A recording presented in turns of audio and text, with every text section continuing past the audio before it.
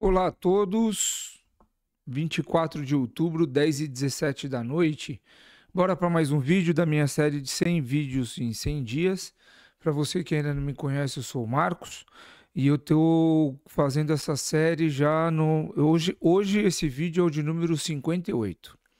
Então, nos 50 vídeos iniciais, eu foquei em falar sobre um pouco da minha trajetória, seja ela pessoal ou profissional, falei um pouco das minhas experiências, falei o que eu me propus a mudar em 2025, e agora, nessa segunda metade dessa série de 100 vídeos em 100 dias, eu vou intercalar entre assuntos de logística, comércio internacional,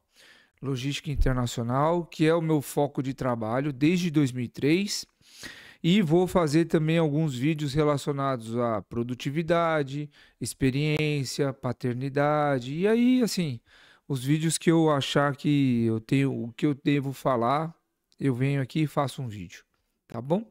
Hoje eu quero conversar com você sobre os Incoterms. Nós vamos abordar aqui, em linhas gerais, a sua importância no comércio internacional. E eu vou começar falando, a primeira coisa é o seguinte: você que trabalha já com comércio internacional, comércio exterior, você já ouviu falar dos Incoterms com certeza, né? Você que fez aí faculdade de comércio exterior também.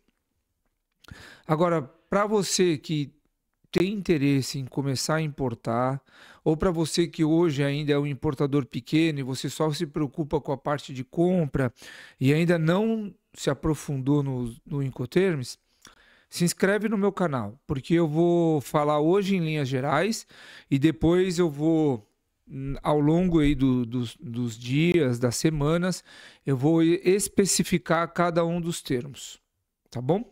Então vamos lá. Os Incoterms eles foram criados em 1936 pela Câmara Internacional de Comércio, a ICC, com o objetivo de padronizar e facilitar as negociações internacionais, obviamente, de compra e venda entre exportadores e importadores. Então, quando eu falo aqui que o objetivo era de padronizar e facilitar, é porque antes dessa iniciativa do ICC, os exportadores e os importadores eles precisavam negociar não somente a compra e a venda da mercadoria, mas tudo que regia desde a saída da fábrica ou da saída da porta do exportador até a chegada no comprador. E imagina vocês, né? Um processo que em 1936, lá antes disso, em 1900, viu uma carga dos Estados Unidos para o Brasil. Imagina quantos passos, quantos processos, quantas legislações, quantas obrigações tinham e que ser cumpridas. Então era um absurdo, né? Então antes da criação desses Incoterms, diversos problemas ocorriam no comércio internacional, como você já pode imaginar. Eu separei aqui 4 deles que eu penso que deveria existir assim corriqueiramente. Tá? O primeiro é a diferença de interpretação. Então, o que eu estou querendo dizer com isso? Em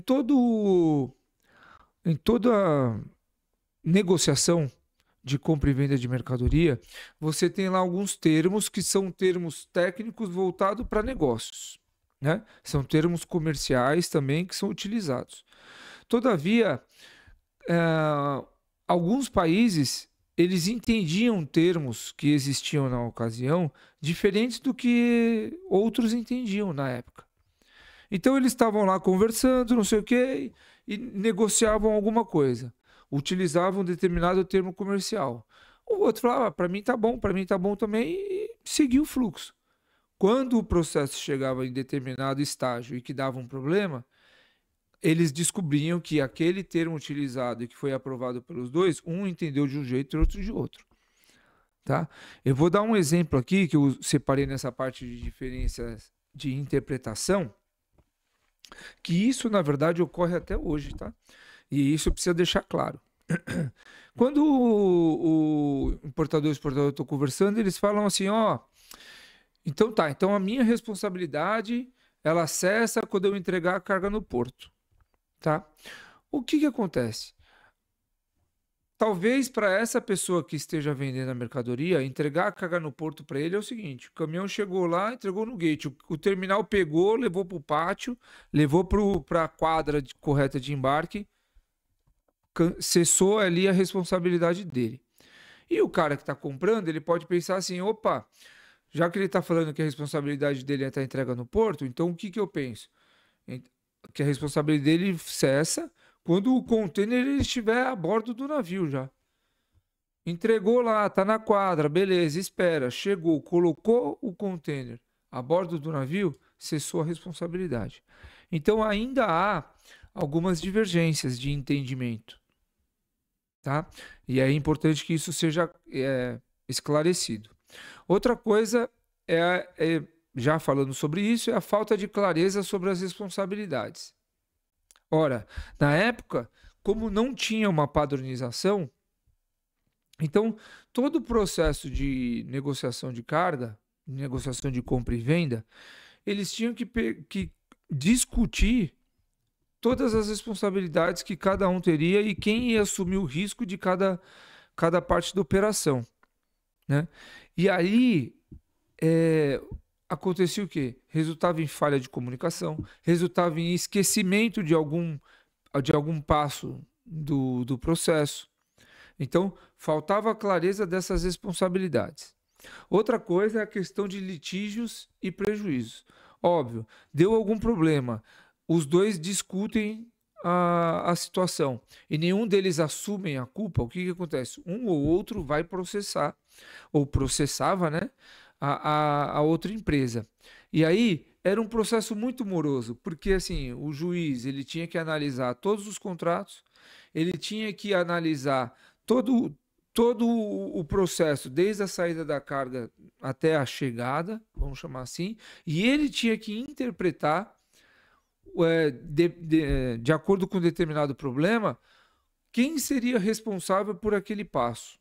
Então, assim, era muito moroso, processos que demoravam anos e anos e anos, e causando, obviamente, prejuízo para todos os lados, né? Tanto para importador como para exportador.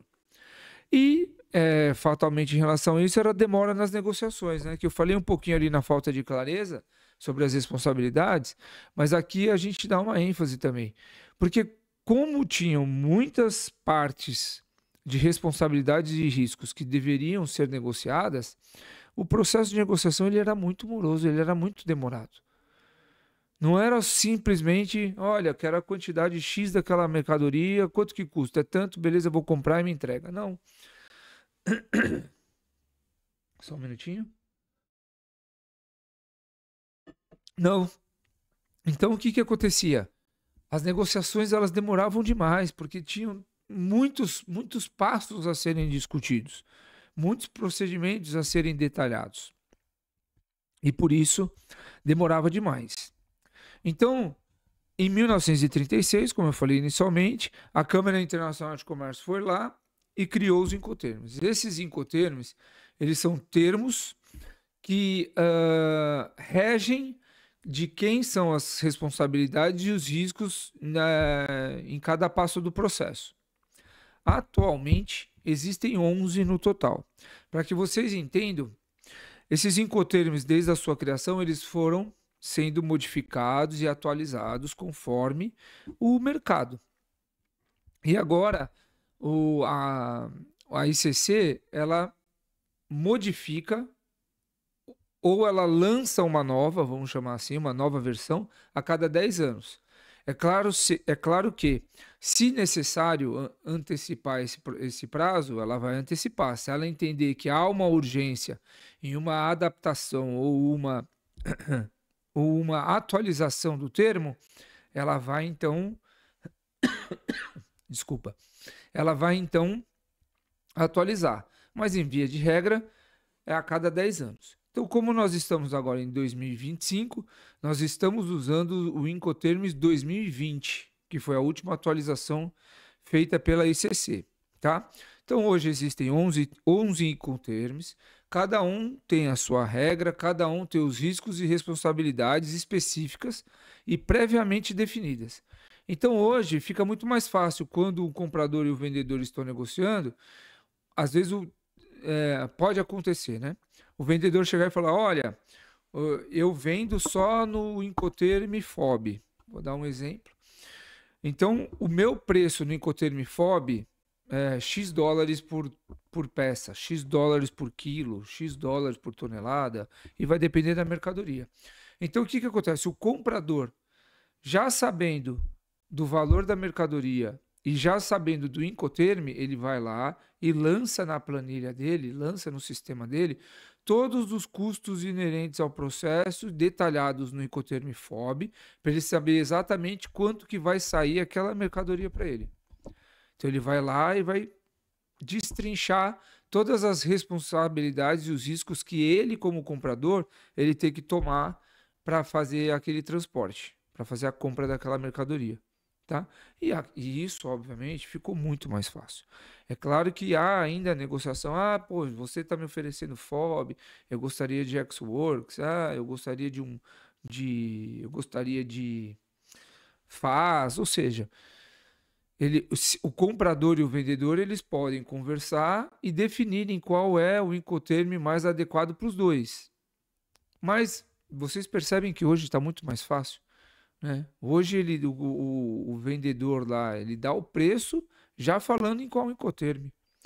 É muito mais rápido, é muito mais fácil, elimina todos aqueles problemas que a gente falou anteriormente, de diferença de interpretação, falta de clareza, litígio de prejuízo ainda hoje acontece, mas é muito mais fácil para o juiz analisar e verificar realmente de quem era a responsabilidade ou o risco quando deu o problema. E essa parte de demora na negociação, hoje em dia, é muito mais rápido, né? E se você quiser contar com um parceiro logístico com mais de 20 anos de experiência, entende a fundo dos riscos e responsabilidades de cada interveniente e conhece o Incoterm, os 11 termos dos Incoterms a fundo, visite o nosso site morettilogistics.com.br e deixe sua mensagem para nós. Obrigado e até amanhã.